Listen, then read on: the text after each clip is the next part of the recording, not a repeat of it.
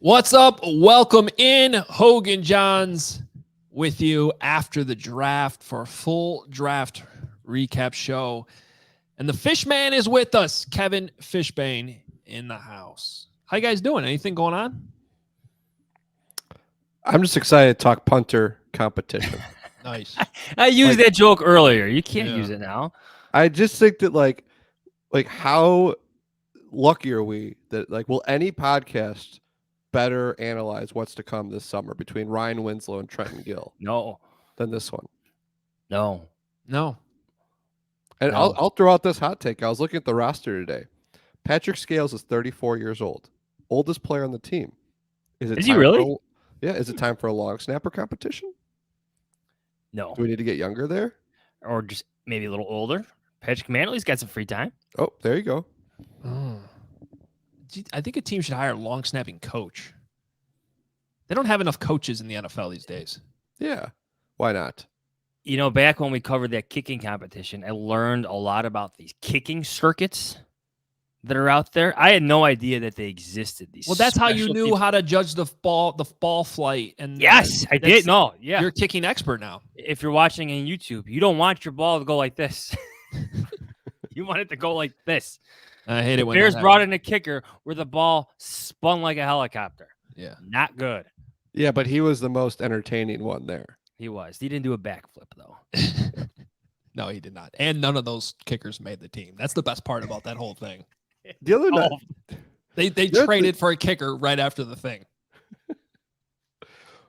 Also, it's great that the Bears, not only did the Bears draft a punter, is there any team in the NFL whose punting position might be more important than the Bears in 2022? Who's going to punt more in the Chicago Bears? That's why they had to address it. They had to, I think. Good point. Sorry, guys. I've been out the past couple of weeks. I'm ready to go. Yeah, we got to ask you. I think we got to start this thing off and welcome in Hoge Jahns. Please follow us on Twitter at Adam Hoge, at Adam Johns, at K Fishbain. Appreciate everybody, hanging with us. And as we took a couple days to do this draft recap episode, but really, I think the most pressing question is, what was it like covering the draft on assignment in Tulsa?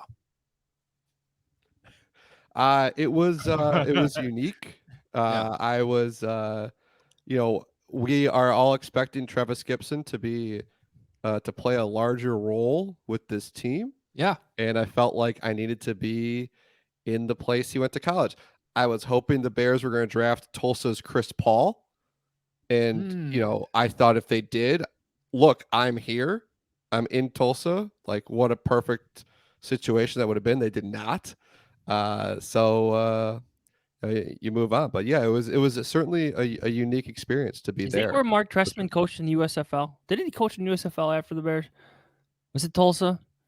No, I'm just making this up on my mind. No, was it XFL? Whatever it was, Tampa was the location. Tampa Vipers. Tampa. See, close. Yeah. I don't even remember what league that was. One of the 5 different spring leagues that has come and gone in the last 5 years.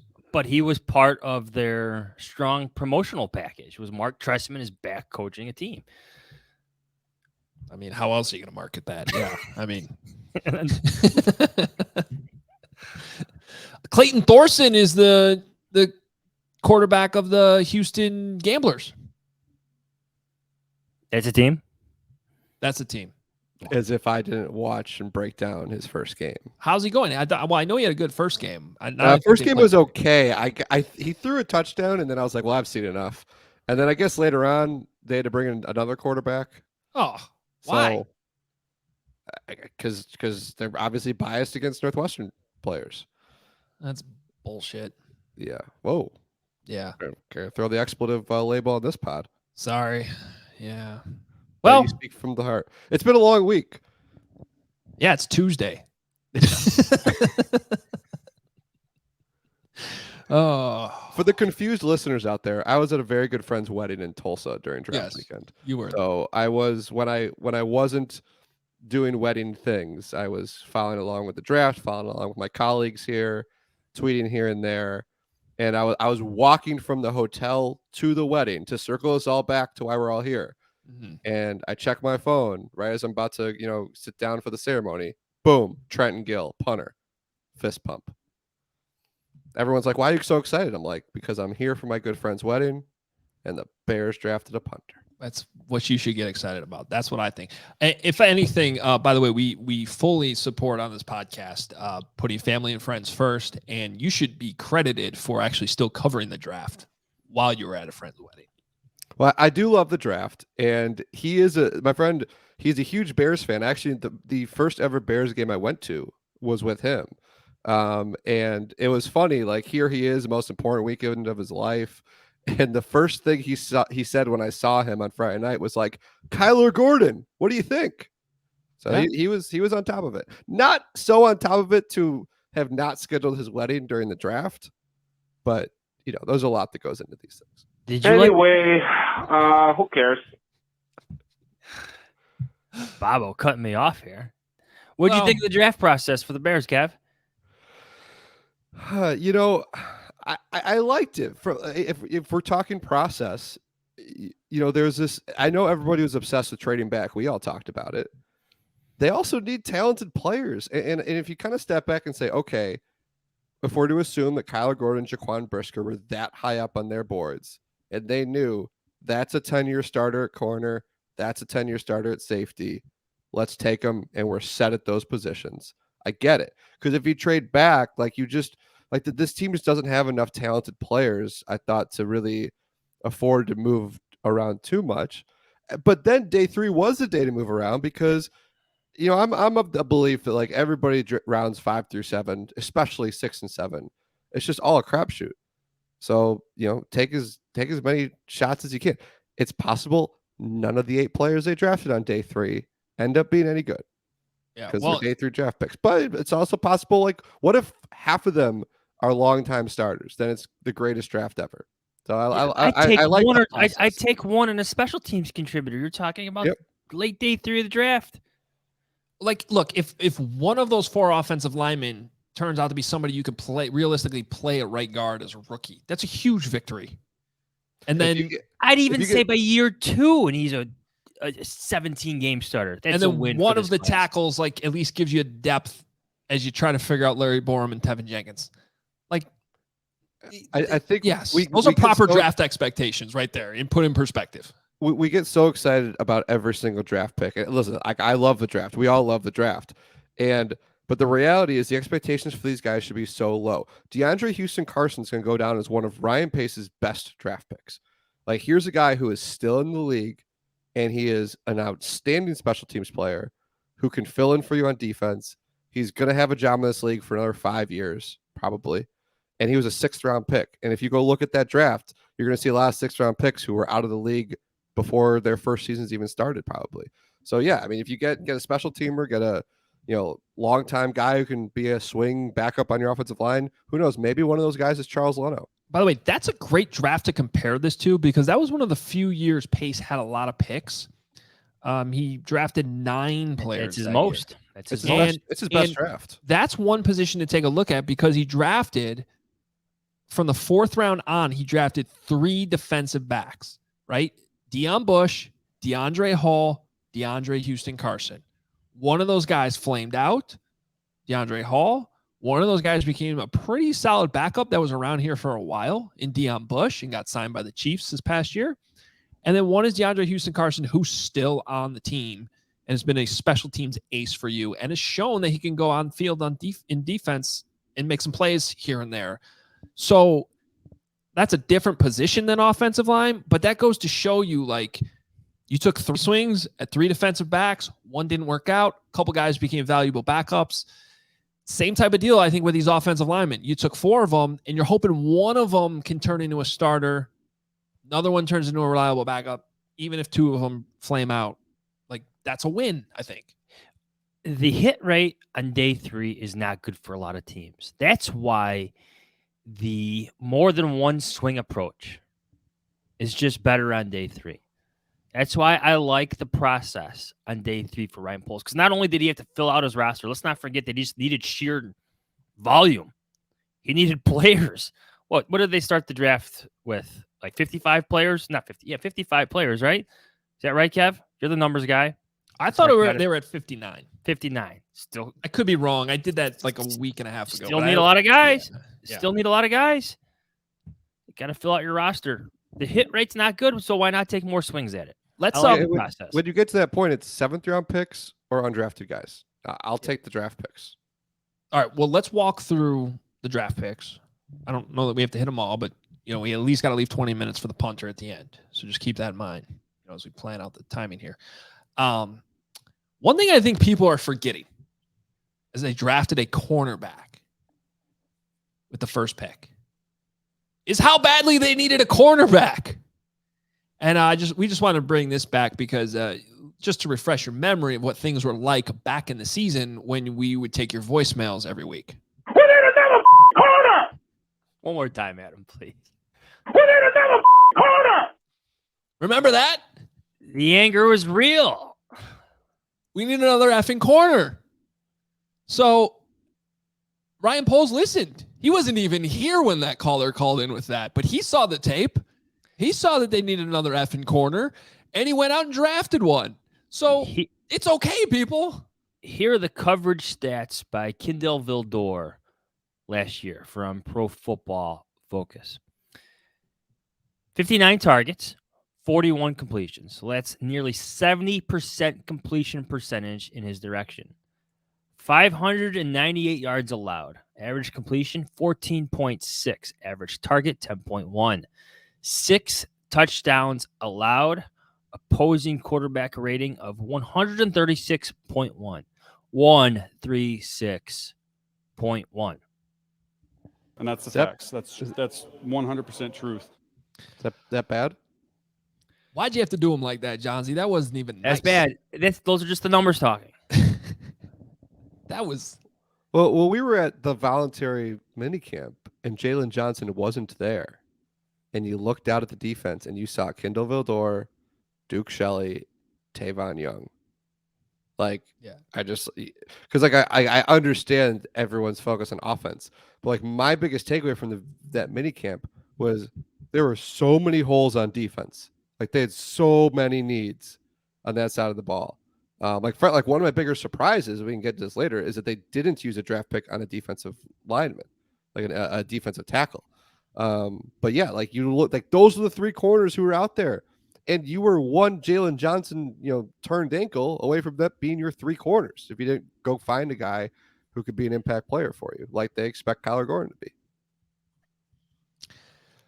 Well, they addressed it. I like Kyler Gordon. I think he's pretty close to a plug-and-play starter. I honestly, I know we talked a little bit about this on our Saturday show after the picks were made, but I find it really hard to.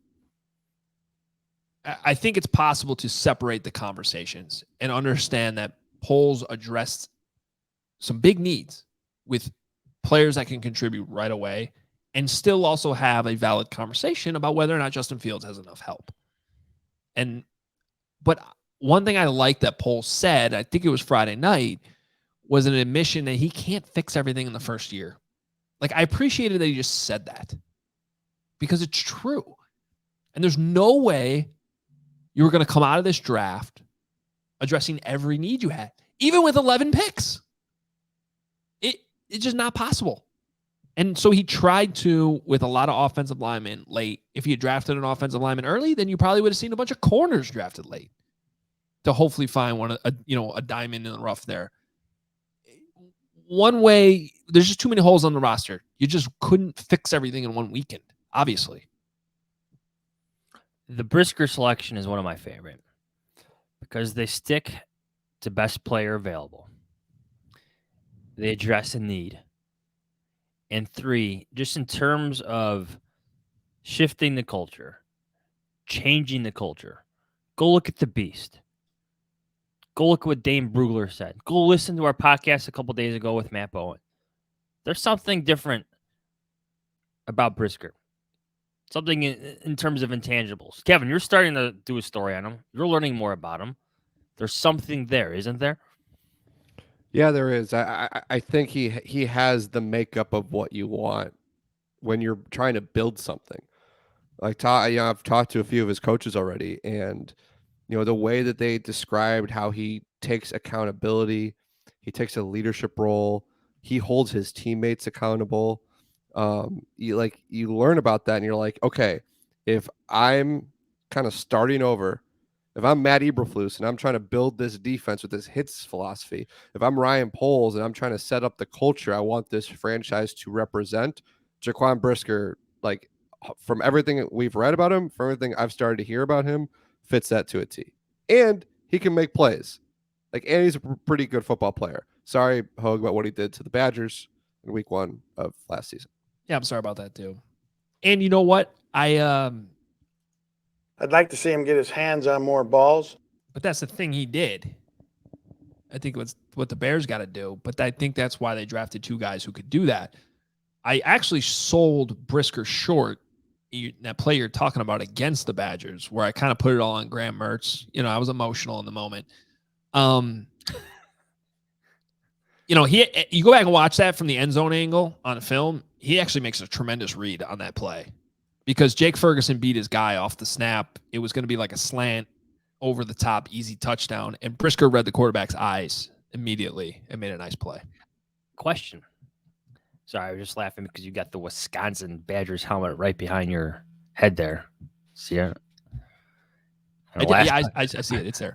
And also, Adam, Kev, our last podcast, he did put that interception 100% on Mertz. He did not want to give Mertz credit. The thing you got to understand about the context of that game was Mertz got down in the end zone like 8 times and turned the ball over 7. Now, obviously, I'm exaggerating, but that's also kind of true at the same time. Listen, I watched that game very closely for just entertainment reasons, and yeah, I remember it very well. Yeah, entertainment reasons. It sounds like you profited off it. Anyway, back to the question. Who would you say the safer of the 2 picks? Now, safer's define it however you want. But Gordon or Brisker, who's the safer pick of the 2? I would actually say it's the safety. Yeah, I think so. Gordon was only a 1-year starter at Washington. Now, if I'm playing devil's advocate, I think he's a phenomenal football player. The fact that he's never committed a penalty like in his life, that's something. I don't even understand how it's possible. Like, you play cornerback, you're at least going to get a ref that makes a bad PI call. Yeah, Brisker too. No penalties. That's something crazy. That's something. But just in terms of plug and play, less ups and downs, I think Brisker will show more, command control. His transition won't be as choppy as it will be for Gordon at corner. Might be just to be position talking. I'm with you, Johns, because I see Brisker having like a higher floor maybe of the 2, and part of that's just a consequence of the position. He's going to be playing alongside Eddie Jackson. I just don't know if he's going to be asked to do. He's not going to be asked to be great right away. I think there's going to be a lot of pressure on Kyler Gordon. Yeah. Not just being the top pick that he was, but the position he plays and quarterbacks going to be throwing at him. It's going to be trial by fire for him. And I think he certainly has everything you want out of a guy who can handle that. But I just think that just because of the position where they're drafted, I think that it's going to be just a little tougher for him. There's going to be more pressure on him. I think I agree with you that Brisker's a safer the pick. I think they're both relatively safe picks, though. That's why I like them for where they got them. And let's just compare it to the Packers trading up for Christian Watson. That's a risk. I mean, I get why they did it. I would have understood if the Bears did it, but he's jumping from at the FCS level at a program where they didn't throw the ball a lot, which could be one of the things that is kind of an excuse for him, like a valid excuse, but his tape's not all that impressive. Now, I also understand that wasn't fair. It's not very dynamic. Like when you compare it to George Pickens' tape, for example, where you just see how he's special. I can see why the Packers specifically drafted him, though, because most of his tape, Christian Watson's tape at North Dakota State, is him running past the defense and the quarterback just hitting him on a go, which Aaron Rodgers is certainly capable of doing. So it is actually a good fit for him. But all I'm trying to get at is that would have been a very risky pick for the Bears, in my opinion. And getting 2 guys on defense like that, because you probably would have had to trade both picks to move up to get him, right? So would you rather have Christian Watson by himself or two guys on defense, Kyler Gordon and Jaquan Brisker? I think that's a fascinating question. And I understand if some fans would say, no, I still want the wide receiver. And there's going to be some ups and downs for Christian Watson. Devontae Adams was not a star overnight. He wasn't. Adam, you and I both have friends up there where the storyline early in his career that there was too many drops. Aaron Rodgers didn't trust him.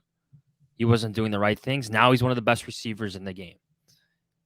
There will be some ups and downs for that wide receiver. And I think this is a great segue to the next point of this conversation because there's this perception that the selection of Velus Jones Jr. was a reach by the Bears because nobody projected him to go in the third round.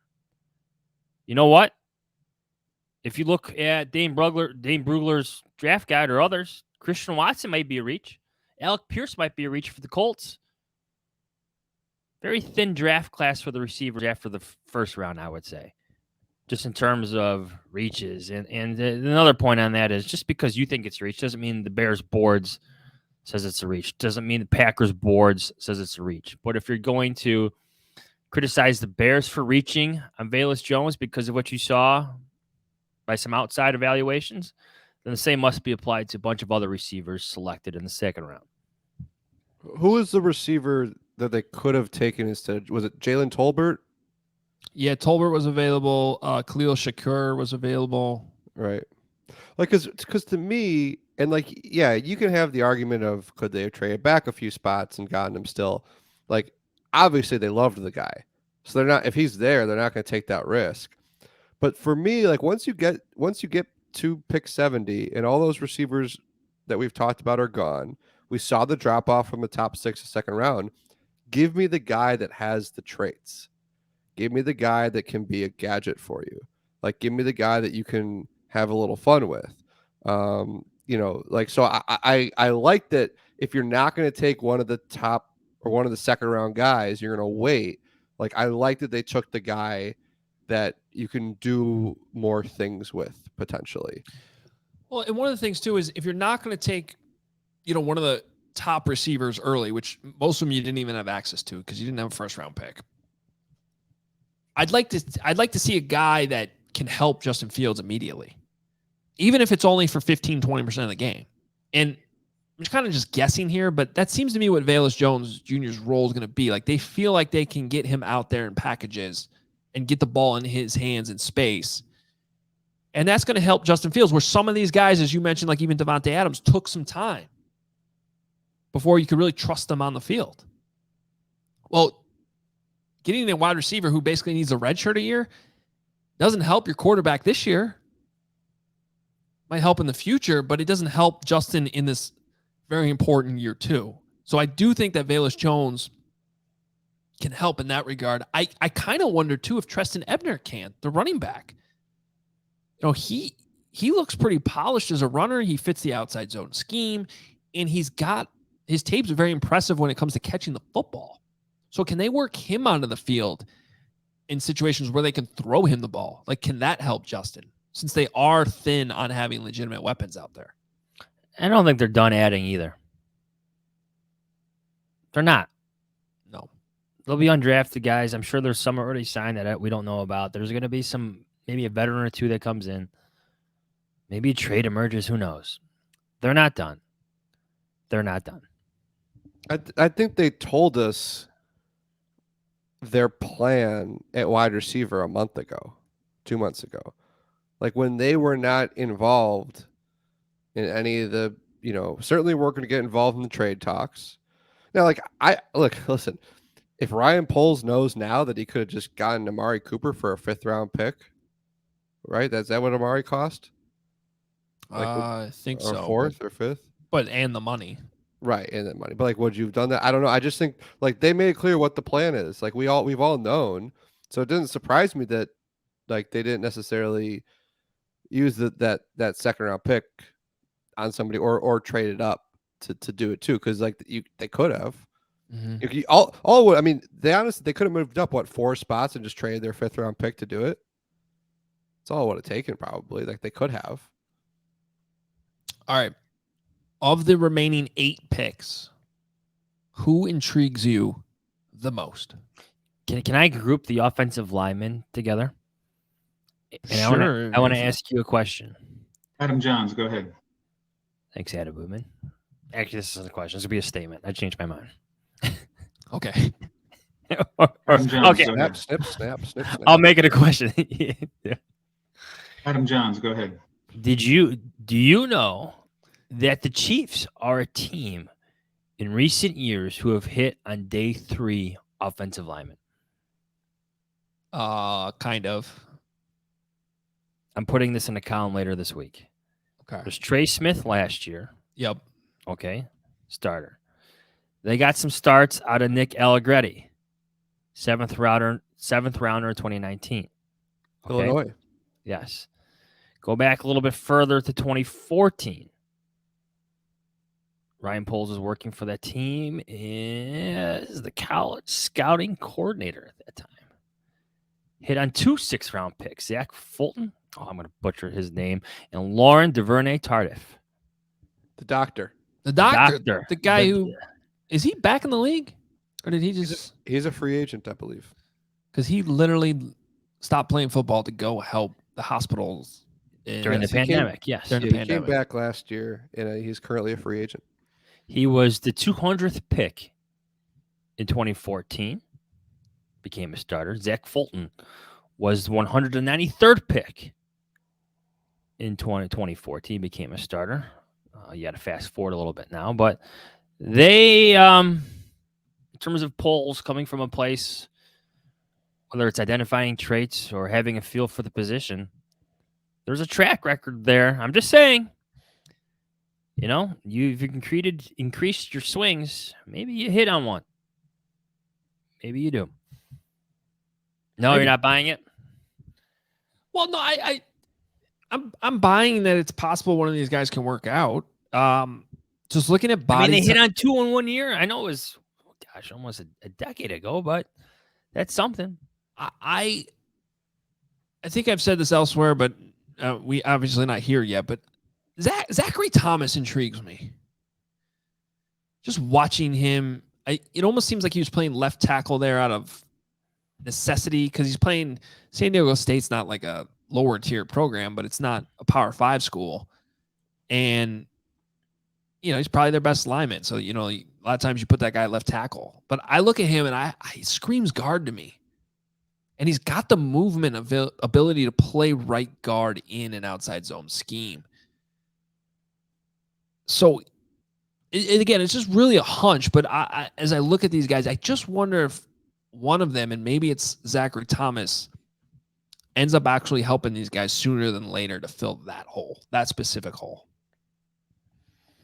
Yeah, well, what I like about those guys too is you mentioned the athletic, zone schemes they're familiar with. Obviously, they all graded athletically very well. You look at 10-yard splits, things like that we kind of knew that Ryan Poles would be interested in. Because I like that too. If you're gonna take swings on guys with these traits that you can kind of try to build around.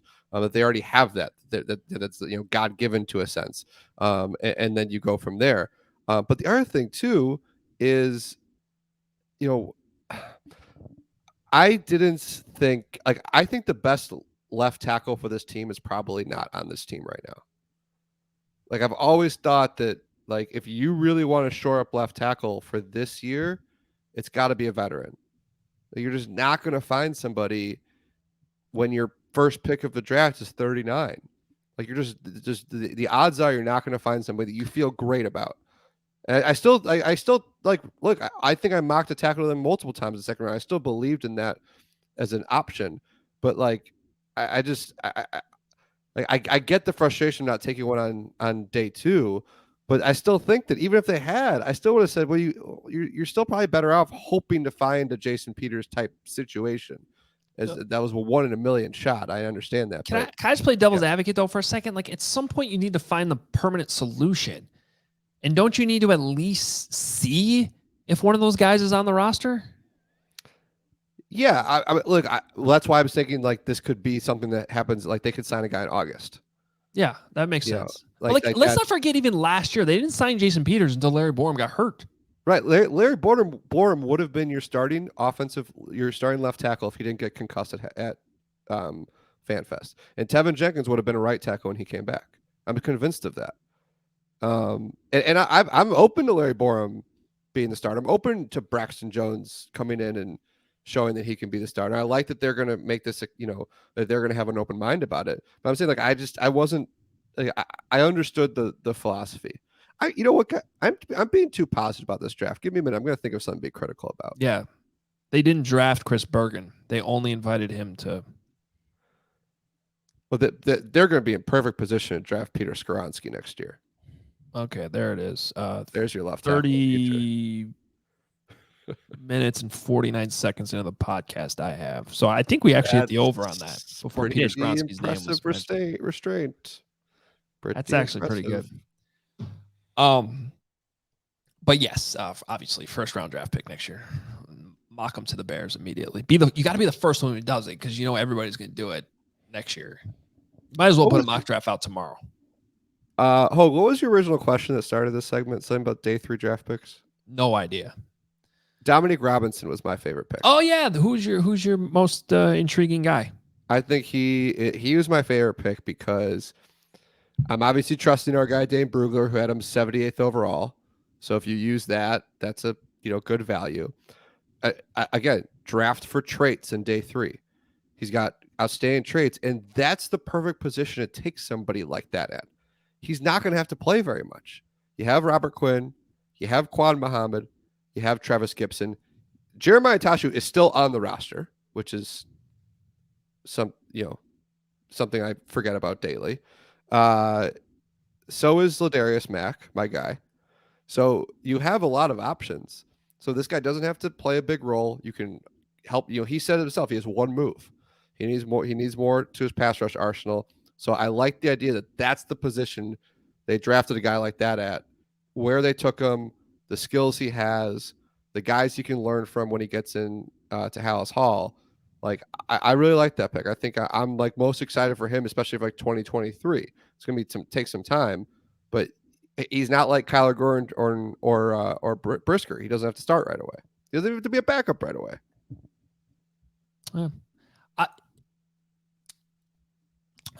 Have you looked up? I looked up the comps to Mark Anderson. Have you seen any of this? They're very, very similar. Very, very similar. Height, weight. The only thing that's off a little bit is the 40 time. But if you look at the 10-yard splits, the 20-yard splits, the short shuttle, very, very, very similar. Mark Anderson was a 5th-round pick who came in immediately as a rookie. And in this defense, by the way, similar scheme. And they just said, you're going to go in on pass rush downs. You're going to go get the quarterback. And he delivered 12 sacks. Yeah, now, that's what this guy could do. It's 3rd and 10. He comes in and he has one job to do. Yes. Now, I wouldn't necessarily expect 12 sacks. That was an incredible rookie season. And the other side of that is Mark Anderson never developed into a reliable starter. But this gets back to our earlier discussion about what's considered a successful draft pick, depending on where they're drafted. Like if I asked you right now, is Mark Anderson a successful pick for the Bears? I think most people say yes. 5th-round pick who got you 12 sacks as a rookie, helped you go to the Super Bowl? Absolutely. Yes. So I think, you put it in that type of perspective.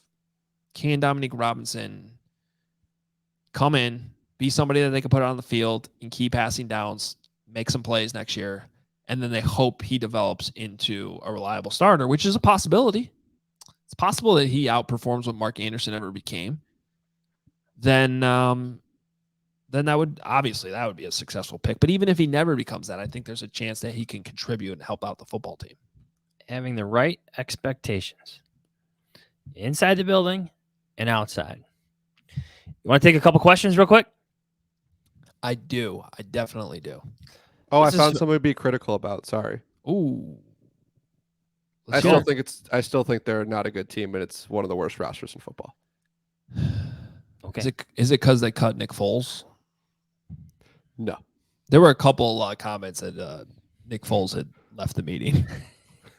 How's everyone doing? This is Nick Foles. Just entered the meeting. He's now left the meeting.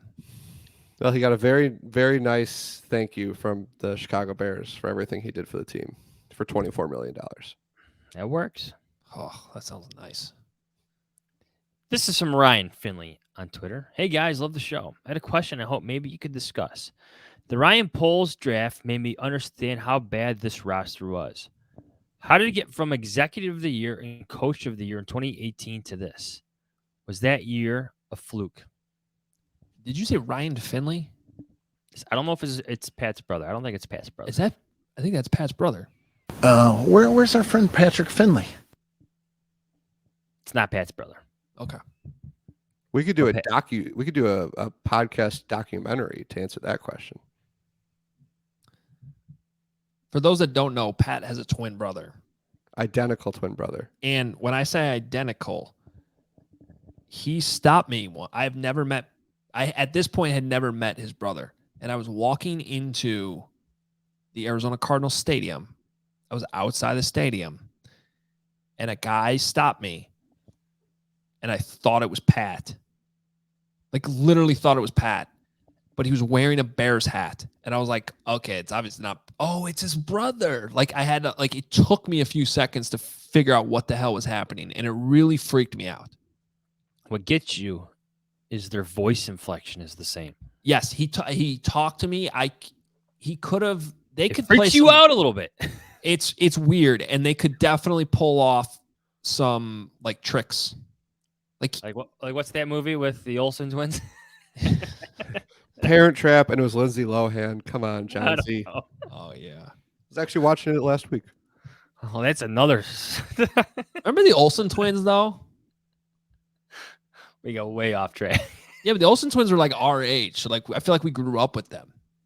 You know, and once they hit like, you know, the area, you know what I'm talking about. You know, once they got older like we did, you're like, okay, the Olsen twins, Mary Kate and Ashley. Michelle from Full House. You guys watched the new Full House? Fuller House? No. Yeah. I've watched a little bit of it. And I hard to stick with.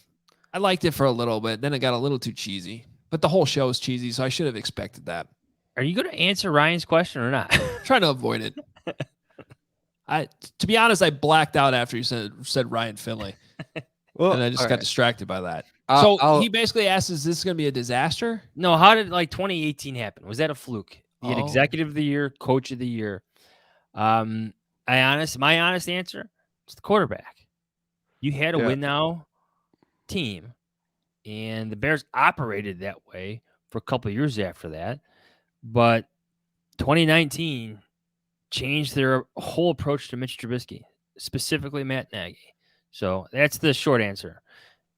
Things didn't work out at quarterback because of the coach, because of the player, all the above. My short answer is a lot of guys had career years in 2018, including the quarterback, and that warped the way that the front office and coaching staff went about things. Like, to go off what you're saying, Johns, is they looked at what Mitch did in 2018 and thought that he could do X, Y, and Z, which he wasn't, set up to do. And I remember, look, you can old takes expose me. I went through a bunch of those guys on defense and made the argument that some of them could still have even better seasons when you looked at their age and you looked at where they were at in their career and you looked at, their health, their injury history, all that stuff. And it turns out none of them had anything else left really to put that up for a full 16-game season. Yeah, I mean, I think it was kind of a perfect storm of timing, but the biggest thing was just how good that defense was. Do your research. Speaking of him, he was gone the next year. Vic Fangio, and it wasn't just what he did that. Yeah, it was like a culmination of them building that thing up, and then it hit its peak in 2018, and they really helped out the offense and the quarterback to the point that it became fool's gold on offense with the quarterback. And when you make a move like trading for Khalil Mack right before the season starts, it looks like a genius move. So you win GM of the year. When you take a team that had been garbage and you're the new head coach and you win 12 games because of that defense, you're just automatically going to win coach of the year. It's like how those awards work. And that's my answer to that question. But Yeah. that's Well, how it's the NFL, man. All these teams aren't that far away, like apart, really. They really aren't. Everybody's good. It's just some teams are really good. And so you can have fluke seasons like that don't turn out to be real. And I don't want to say it that way because the defense really was real. Like that was a good unit. But what happened on offense because of the defense was obviously not sustainable. 2 more quick questions. This is from BMC44 on Twitter. I'm going to avoid the nicknames here, but I don't think I saw President Ted Phillips in the war room. Is this the first draft that's been the case? Maybe it will make all the difference in the world.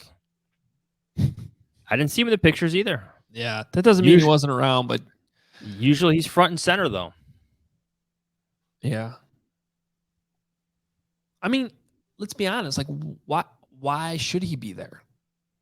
Well, he's always been there. No, I know, but if he's I think it's notable that he's not. Yeah, I agree. I agree. Like, so the question is, was he purposely not photographed or was he at home on his couch watching the giraffe with a beer in his hand for the first time? Well, he should. I would go back to what George McCaskey essentially confirmed at the NFL owners meetings in Florida. That Ted is out of the football decision making. That Ryan Poles reports directly to him. So the team president, Ted Phillips, didn't have to be there anymore. Instead, there was like every single scout was in the room. I've never seen that before. Usually, this went when Pace would do it. Like the scouts would be gathered in another room, just like the coaches were gathered in another room. But if you look at some of the pictures, there's a huge conference table behind Poles that included all the scouts. Yeah. I want to note for the record, if I was the president of a football team, I would always be in the draft room. I would think that'd be so cool. It would be fun. Like that's like you think about like the uber secretive ways of like how these things work. And, like you get to see how that all, I get why Ted was always in there. But I think the point that's trying to be made is he doesn't need to be there anymore if he's really I agree. in charge of the football operation. But I would still say, even if he's still team president, I would totally get it because like I would love to be in that room and see what's going on. They don't let me in. I've asked. All right, let's end with this. Since it's a defensive draft, or kind of, with the first 2 picks being defensive players. From Ryan Cox on Twitter. What are your expectations now for this defense? Could it be top 10? My first answer was top 10 last year. That question don't make no sense. But they didn't take the ball away enough. That's what I'm looking at. If I'm looking at one stat, it's that and maybe less blown coverages. That's where I'm kind of more tackles, less blown coverages. You remove Khalil Mack, you remove Akeem Hicks, and even though they didn't play all the games, that's a lot to lose right there in just pure talent. Can they make up whatever they lost in talent with scheme and hustle, intensity, the whole thing, and then the takeaways, right? The takeaways are a huge part of it because if they boost the takeaways, your defense is going to shoot up in terms of rankings. That almost looked like I flicked you guys off. I didn't, though. It was just almost this close. It like looked like I thought I did it, but no, it was that finger. This is already an expletive-filled podcast. Yeah, it happens sometimes. Usually it's Johns who does that, though. It's rare for me. But listen, as somebody who's probably uttered an expletive in regards to Northwestern athletics, I get it. What a waste of time training camp was, guys. Still stand by this sentiment. I mean, in some ways, the whole year was a waste of time. It applies. I think find the right word. I think that I guess Hoge's right. Like if they find a way to be a takeaway machine, then yeah, they could be top 10. The other thing that's going for them is if you guys go through the opposing quarterbacks on their schedule, it's not an imposing group like last year. Like there's going to be some opportunities for them, but I just like from a talent level, it's not as good as it was last year. There's some guys who I'm intrigued to see, but I'll say top half of the league. Okay. Top half of the league. What a cop out. 15th best defense. I'm going to set the over under at 15.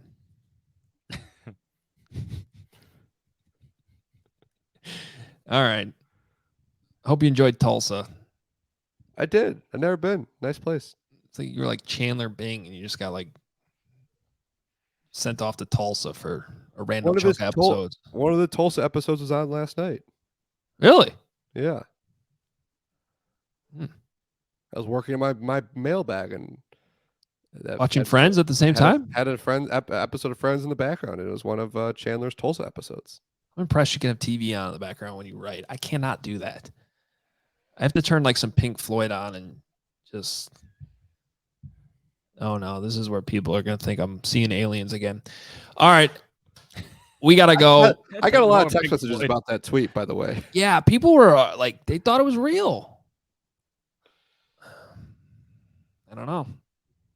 It's just the sun. I mean, have you seen the sun since I tweeted that though? No, just a lot of rain. Thank you. It's not like I'm overreacting. All right, I'm out of here. These guys are out of here. Follow us on Twitter at Adam Hoge, at Adam Johns, at K Fishbain. We will be back, Thursday? Thursday. We will be back Thursday. We will talk to you then. Enjoy the next couple days. See ya.